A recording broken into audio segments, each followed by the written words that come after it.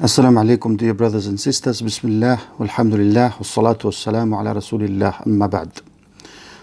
Today I wanted to do a small quick reminder about how we can learn to be silent and listen to others. Since it's very important to listen to others in order for us to achieve anything that we want to achieve. If you talk non-stop and interrupt others, you'll not be able to achieve anything, almost. And Allah doesn't like it. Why? Because we can see that from the Quran and the Sunnah. We can see that from the story of Khidr and Musa alayhimus salam, and how Musa alayhi salatu was salam, a great prophet of Allah, one of the 5 greatest prophets, he was told by Allah to go and seek knowledge from Khidr or Khadr. Both are correct. And the ulama differed. Was Khidr a prophet or not?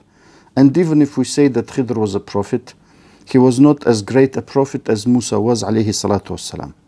So when he found Khidr after a long journey, long and hard journey, Musa alayhi salatu wassalam was forced by Khidr to behave like a student. So he made tough conditions for him and he said, do not speak until I speak to you and explain things. And when 3 times it happened that Musa spoke first, he parted ways with Musa alayhi salatu wasalam. And even Prophet Muhammad sallallahu alayhi wasallam said, if Musa were more patient, we would have learnt more from their story. Also the Prophet alayhi salatu wasalam said, man samatha najah, which means who is silent will be saved, or silence is salvation.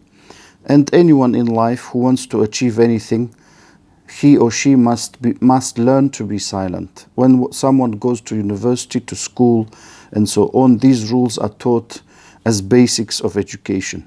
Look at the Sahaba radiallahu anhum with the Prophet alayhi salam, how they used to learn from him and respect him and be quiet and not speak before him. Look how students in Islam are taught to behave with their teachers. How younger people with older people are taught to behave with them. For example, Imam Ahmad's classes used to be attended by 5,000 students or 4,500. 500 used to learn the knowledge, and the rest, they used to learn manners by looking at how the Imam behaves, how he speaks, how he's quiet. So if they were not quiet and silent, how they would be able to learn. So one of the greatest manners is, as you know, silence, to know when to speak, and mostly to learn to be quiet, because to speak everything that comes to mind, anyone can do that. The scholars say that a person who speaks non-stop and generally argues with everything, you should never invite him to a party or to be your guest, because he will never allow other people to speak. And I've been, unfortunately, a member of such gatherings where we were not able to say anything because people were present, or one person in particular who would not allow anyone to speak, unfortunately. And as we know, all people are different. We must know how to speak to our parents, for example, to our wives. The wife must know how to speak to her husband. We must know how to speak to people in important positions. We must know how to speak with people who are older than us. Unfortunately, this is almost non-existent nowadays. Everyone is a brother. Even if you are 30, 40 years older than that person, he still calls you a brother. At least you should say, my older brother. That is respect.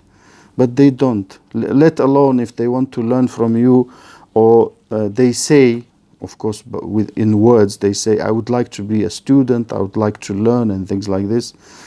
And they talk to you, brother. And in English, worse than brother is bro, because it's not even full brother. Bro has come, from people who don't respect each other, and they want to show that they are so tough and stuff. They say, yeah, bro. Some people, dog, they say to each other, instead of bro. So this is, we should at least be able to say brother. Like people who write, Assalamu alaikum, AA. As-salam is one of the names of Allah. Allah does not have initials. Are we that lazy that we cannot even write Assalamu alaikum anymore? Or they write wa alaikum salam W-A. Inshallah I-A. What is this? Allah doesn't have initials. It's like saying, how are you, brother A? It's worse than that. Allah al-Musta'an. So, how can we learn? We must learn humility, which is absent in almost maybe 90% of people, if not more.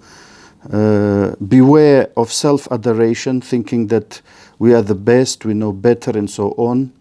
We are far, very far from it. We almost know nothing. Think good of others, respect them, especially scholars, students of Islamic knowledge who are different. Some students of Islamic knowledge are 20 years of age. They've been learning Islam 3 years. Some students of knowledge are 50, 60 years of age. They've been learning for 30, 40 years. There's a huge difference. If you want to call everyone student of knowledge, you have to know that they're all different. Just like someone says, I have experience of working in this field of 3 years, and another one says 30 or 40 years. It's totally different.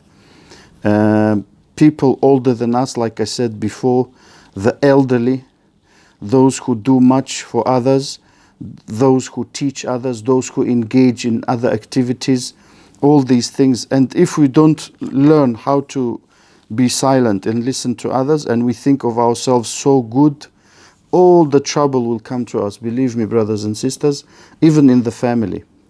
If the wife doesn't know how to speak to the husband, why? Because Allah put the husband in charge of the wife, not the other way around. Even if the husband is wrong sometimes, there are many ahadith where it says, the Prophet ﷺ said, the people of Jannah, the ladies of Jannah are those who, when they are wronged, and even if the husband is wrong, she comes and she initiates the process of reconciliation. It doesn't mean that the husband must be rude and things like this, no, but we must know the hierarchy. Sometimes we have brothers who may run Islamic centers. I'm talking about the English-speaking world, but this problem exists all over the world, even in the Arab-speaking world. They run Islamic centers, or they're imam of masjid or something, and they think themselves more than Ibn Taymiyyah, more than something. Why? Because you can see that. If he doesn't like someone, he doesn't care. He will stop his activities. That doesn't care if Allah likes it or not. All these people must fear Allah, you know. And that is why we have problems in our da'wah, because we don't know how to be quiet, listen to others, be humble, think that we know almost nothing, we've done almost nothing, we think we've already booked our place in Jannah. All of this, if it were the other way around, we would speak because we would want to benefit from the person who is speaking, and we would think that they know a lot of things that we don't know, and we would really behave differently. Then and only then would we learn silence and listening to others. That's a very important skill. May Allah help us all. Wa jazakumullah khair.